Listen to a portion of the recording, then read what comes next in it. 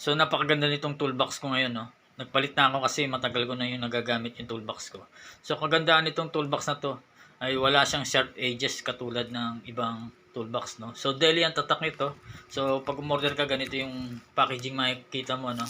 So double shielded siya, meron siyang bubble wrap, then another layer ng plastic, no.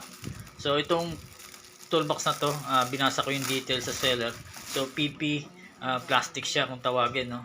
So matibay na plastic to, pressure, anti-pressure, anti-fall. So marami pang ibang anti itong toolbox na to. So ibang klase. So wala nga siyang sharp edges, hindi katulad ng ibang toolbox na meron mga sobrang plastic ba. Mapupunit yung kamay mo kung masusugatan ka, no. So ito double layer to, yan, no. Double layer yung mismong box na to. Then marami siyang feature, kaya i-check nyo sa seller.